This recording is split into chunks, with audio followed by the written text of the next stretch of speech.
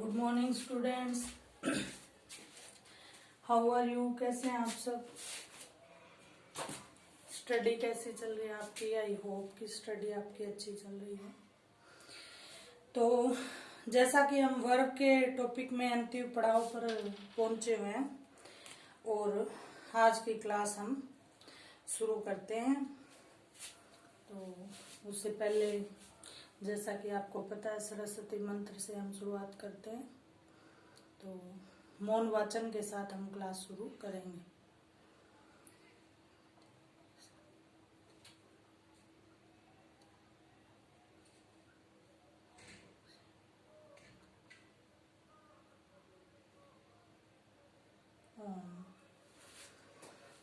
जी हाँ, तो वर्ब में ही हम टॉपिक कर रहे थे, वो चल रहा था पार्टिसिपल से संबंधित।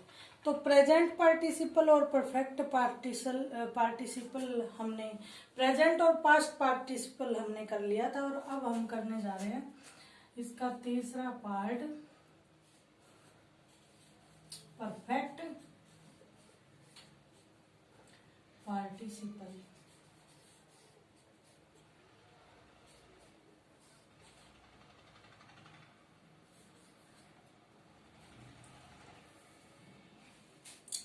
अब देखिए, आप पास्ट और परफेक्ट में आपको अंतर करना पड़ेगा सबसे पहले तो, क्योंकि जहां तक प्रेजेंट और पास्ट की बात थी तो वहां तो हमने सीधा सीधा सिग्निफाई कर लिया था कि प्रेजेंट पार्टिसिपल में वर्ब की फोर्थ फॉर्म एडजेक्टिव के रूप में काम करेगी और पास्ट पार्टिसिपल में वर्ब की थर्ड फॉर्म है वो हमारे सामने काम करेगी और उसमें helping verb has, have, had जैसा कि हम नॉर्मली सेंटेंस के रूल में लगाते हैं तो वो काम करेगी। अब हम आते हैं परफेक्ट पार्टिसिपल पे। तो जो परफेक्ट पार्टिसिपल है उसकी जो पहचान है वो क्या होगी, वो टू हैव के साथ आईएनजी लगाएंगे, यानी हैविंग प्लस हैविंग प्लस क्या होगा, वर्ब की थर्ड फॉर्म। अब यहां पास्ट और परफेक्ट में अंतर क्या होगा, पास्ट में हम सिर्फ वर्ब की थर्ड फॉर्म की बात करते हैं और वहां पे हैव के साथ हमें आईएनजी नहीं मिलता। बाकी हम इनकी तीनों की कंपैरेटिव स्टडी भी लास्ट में करेंगे तो आपको अच्छी तरह समझ में आ जाएगा। अब देखिए कि परफेक्ट पार्टिसिपल है, उसमें मैं आपको एक सेंटेंस बना के दिखाती हूं।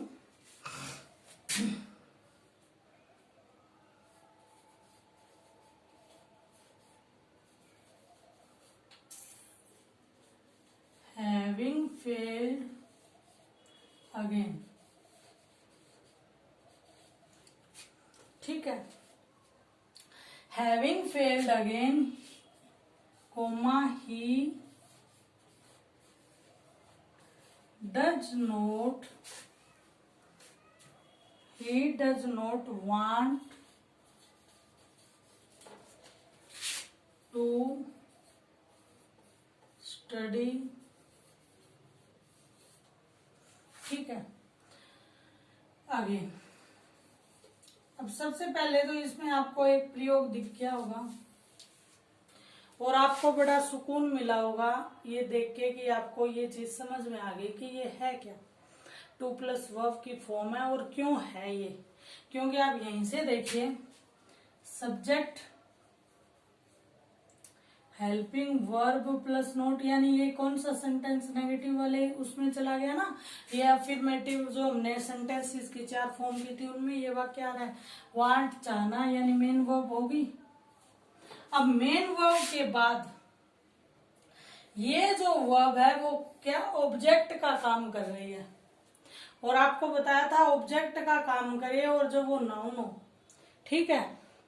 तो स्टडी मतलब एक तरह के उसका स्थिति का नाम है, पढ़ना, अध्ययन करना, और ये नाउन से पहले आप टू प्लस वर्ब की फर्स्ट फॉर्म लगाओगे। ये देखो, अब मान लो पेपर में आपको यही सेंटेंस दिया गया और यहाँ पे आपको फिल इन दी ब्लैंक्स करना हो तो आप, मुझे लगता है, खुशी खुशी कर लेंगे।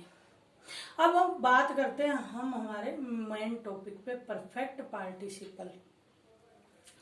तो जी परफेक्ट पार्टिसिपल में हैविंग, यहाँ पे हैव, जब मैंने आपको टू हैव की फॉर्म करवाई थी तो एक चीज बताई थी, हैव की सेंस होती है कोई चीज पास में होना।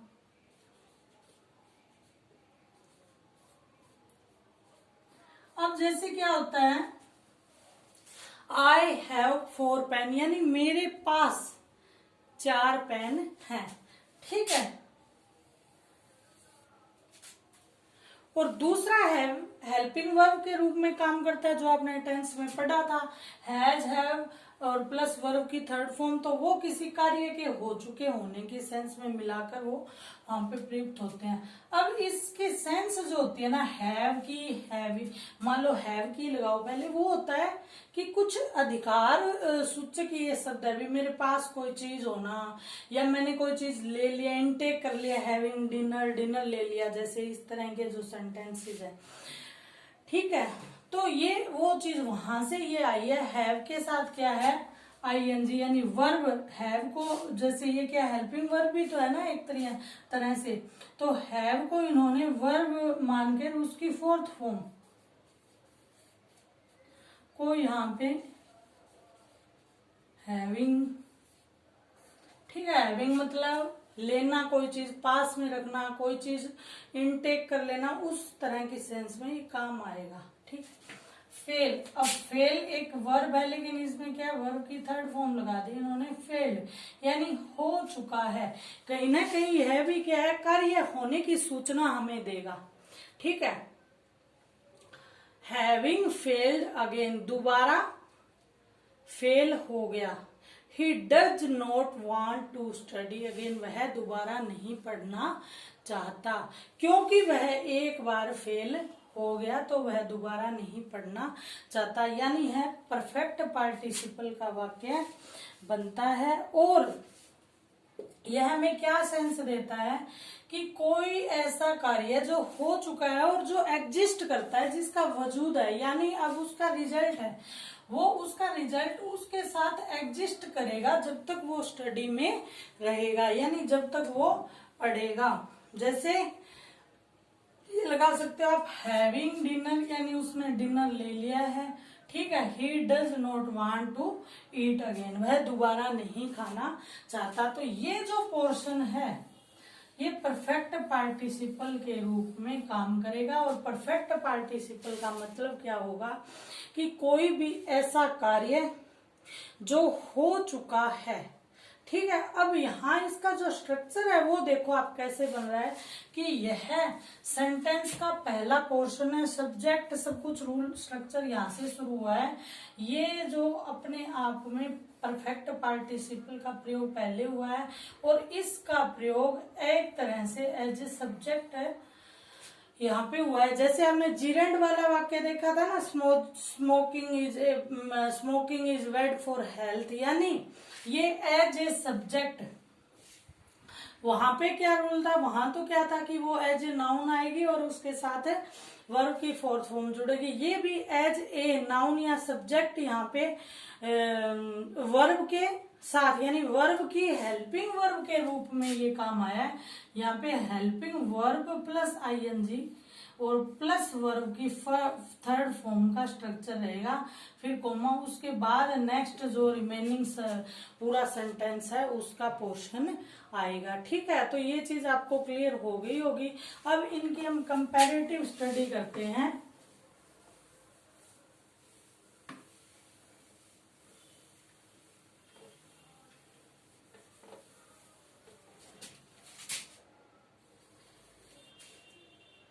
तीन हमारे पास पोर्शन है। सबसे पहले हम यहाँ वर्ब को लिखते हैं। अब यदि बात की जाए प्रेजेंट पार्टिसिपल की, तो वहां पे प्रेजेंट पार्टिसिपल है वो क्या होगा, बराबर टू एडजेक्टिव,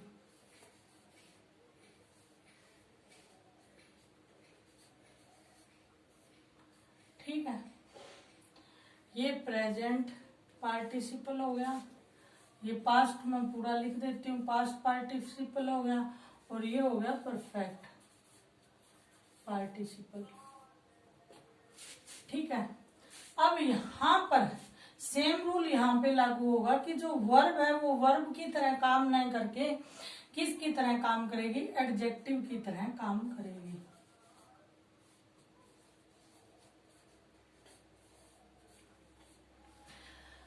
और यहां पर जो हेल्पिंग वर्ब है, और हेल्पिंग वर्ब में भी कौन सी, हैव, स्पेशली इन्होंने स्पेसिफाइड कर दिया, हैव प्लस आईएनजी। ठीक है, प्लस वर्ब की third form is equal to, यहां क्या सीन है, यह एक तरह से एडजेक्टिव के रूप में न काम आकर यह सब्जेक्ट, या सब्जेक्ट क्या होगा, नाउन होगा, या क्या होगा, प्रोनाउन होगा, उसकी तरह यूज होगी, और इसके जस्ट बाद वर्ब की आपको थर्ड फॉर्म मिलेगी। ठीक है, जैसे यहाँ पे जो सेंटेंस हमने बनाया था वो अगर फिल इन द ब्लैंक्स आता है तो आता failed again, dash failed again, he does not want to study again. तो हमें वहां पे क्या था, हैव की जो आईएनजी वाली फॉर्म थी उसको चूज करना था, हैविंग फेल्ड अगेन। या फिर हैविंग और डैश दे देते तो हैविंग फेल नहीं आता, हैविंग फेलिंग नहीं आता, हैविंग टू फेल नहीं आता, क्या आता, हैविंग फेल्ड। यानी हैविंग के साथ वर्ब की थर्ड फॉर्म, और वर्ब की थर्ड फॉर्म के साथ अगर हैव आपको एज ए सब्जेक्ट मैटर करता है तो हैविंग यानी हो चुका है। परफेक्ट की सेंस आएगी, कोई भी कार्य हो चुका है उसकी सेंस आएगी। ठीक है, इसमें निरंतरता क्या रूप होगा, जैसे मैंने कहा कि एडजेक्टिव किस निरंतर, यानी I am watching interesting match, ये भी हो सकता है, आईएनजी लग जाएगा ना, कि मैं देख रहा हूं कैसा मैच रुचिकर, उसमें भी इंटरेस्टिंग क्या होगा, प्रेजेंट पार्टिसिपल होगा, निरंतरता, निरंतरता। ठीक है, अब इसमें क्या होगा, इसमें कोई कार्य चुका की सेंस देगा, जैसे गिलास वाला उदाहरण था कि टूट चुका है, और यहां भी क्या है, फेल हो चुका है, यहां भी चुका की सेंस आएगी, लेकिन इसके परिणाम स्वरूप आगे उसका कुछ कार्यवाही होगी। जैसे हैविंग फेल्ड, वह फेल हुआ ना, तो अब वह दोबारा नहीं पढ़ना चाहता, हो सकता है वो पास हो जाता तो वो क्या है, दोबारा पढ़ना चाहता। अब इसमें वर्ब एडजेक्टिव के रूप में वर्ब की फोर्थ फॉर्म के रूप में यूज होगी। पास्ट पार्टिसिपल में वर्ब है वो वर्ब की थर्ड फॉर्म के रूप में यूज होगी। ठीक है, इसके साथ यहाँ पे कंफ्यूज नहीं होना, इसके साथ हेल्पिंग वर्ब आ सकते हैं, लेकिन वो क्या होगा, हैव, हैज या हैड, वहां कोई हैडिंग, हैजिंग या हैविंग नहीं होगा। और यहां पर लास्ट में क्या होगा, पहले हैव प्लस आईएनजी और प्लस वर्ब की थर्ड फॉर्म और plus remaining part of sentence रहेगा, रिमेनिंग पार्ट ऑफ सेंटेंस रहेगा। ठीक है, ये चीजें आपके क्लियर हो गई होंगी। अब एक एक सेंटेंस हम इसका यूज करके देखते हैं, जैसे इट वाज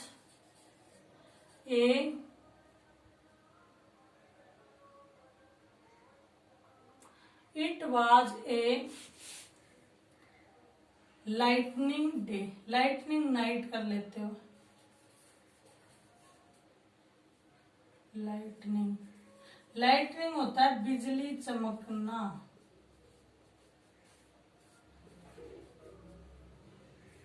ठीक है, लाइटनिंग नाइट, कैसी रात थी, ये रात की विशेषता बता दी, कैसी रात थी, बिजली चमकने वाली रात थी। ठीक है, अब चमकने वाली यानी क्या था, निरंतरता थी उस काम में। ठीक है, या फिर जैसे आपने किया था पहले, इट इज ए, जैसे अभी मैच चल ही रहे हैं, आपको पता, आपके फोन पे मैसेज भी आते होंगे, इतने रुपए दो, ये देखो, वो पीएल देखो। तो उस तरह से आपने खुद ने रुपए जमा नहीं किए और आपने सोचा मैं किसी फ्रेंड से रिव्यू ले लूंगा, तो आप फोन करो तो आगे से फ्रेंड जवाब दे it was a interesting match, यह इंटरेस्टिंग मैच था, या फिर it is a interesting match.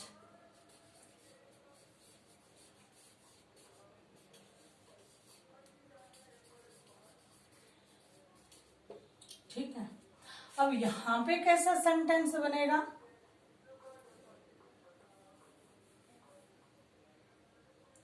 It is a broken plate. ठीक है, it is a broken plate, यह एक टूटी हुई प्लेट है। या फिर इट वाज ए, इसके हम कर देंगे ब्रोकन टेबल। ठीक है, और तीसरा जो सेंटेंस है वो हम करते हैं हैविंग डिनर, कि मैं डिनर ले चुका हूं, that's why I am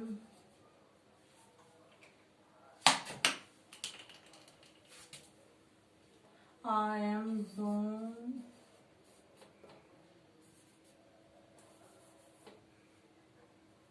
eat food, कि मैं डिनर ले चुका हूं इसीलिए मैं अभी भोजन नहीं खाऊंगा। कोई और सेंटेंस देखते हैं ऐसा ही, having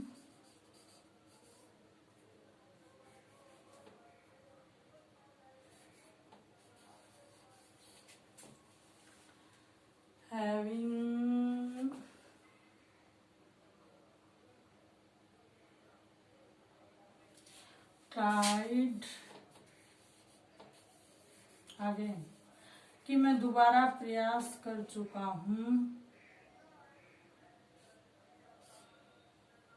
I do not want practice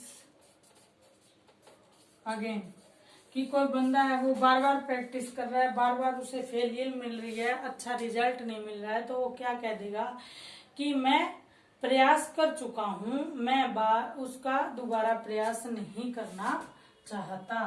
तो मुझे लगता है ये चीज आपको क्लियर हो गई होगी। अब हमारा आगे एक पॉइंट बचता है पॉजिटिव वर्ब। इस पूरे टॉपिक का सबमिशन हम एक और लेक्चर में करेंगे, नेक्स्ट में। इसमें कुछ ऐसी चीजें हैं जो छोटे छोटे हुक्स हैं जो आपको नहीं बताए गए जानबूझ पे कर, क्योंकि मैं सोच रही हूँ शायद आप खुद भी कुछ प्रयास करेंगे, तो वो आपको एक लेक्चर इस पे और मिलेगा। अभी ये सबमिट नहीं हो रहा है, तो अभी हम करते हैं पॉजिटिव वर्ब्स।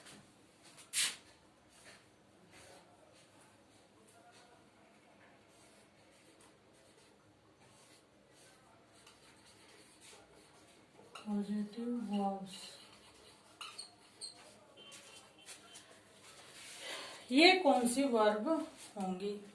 तो पॉजिटिव वर्ब्स है उनका प्रयोग उन वाक्यों में होता है जिसमें करता है वो स्वयं ना काम करके क्या है दूसरों से करवाए, यानी प्रेरक क्रिया के बारे में आपने पढ़ा होगा। ये वैसा कॉन्सेप्ट है पॉजिटिव वर्ब्स, यानी जब कर्ता स्वयं कार्य न करके प्रेरणात्मक जो आप क्रिया करेंगे, न करके दूसरे से वह क्रिया करवाए, या दूसरे को वह कार्य करने के लिए वो क्या है, प्रेरित करे। ठीक है, जैसे अब इसमें पॉजिटिव वर्ब है वो, जैसे मैं कहूं कि आप एक सेंटेंस देखते हैं, मैंने चने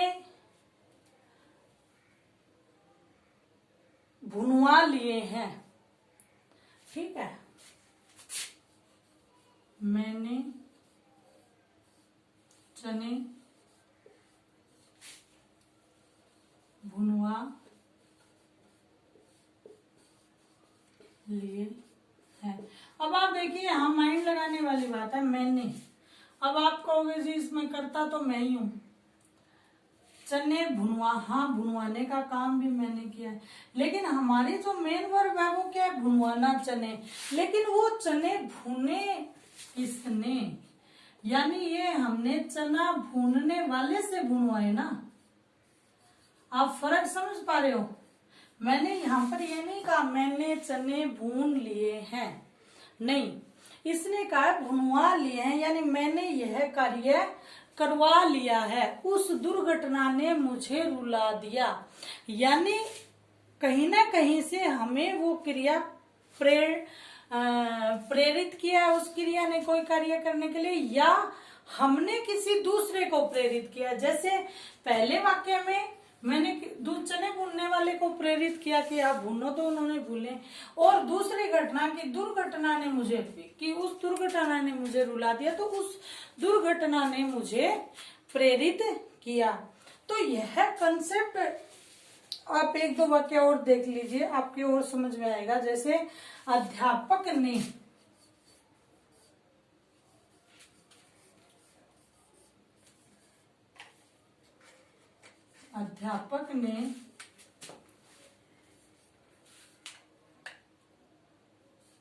सारी, या सारी नहीं लगाओ, अध्यापक ने कक्षा के लड़कों को खड़ा कर दिया। अब आप ये देखिए, खड़ा करने का आदेश लड़कों को किसने दिया, अध्यापक ने, लेकिन उनके प्रेरित होने पर खड़े होने की जो क्रिया है वो किसने की, वो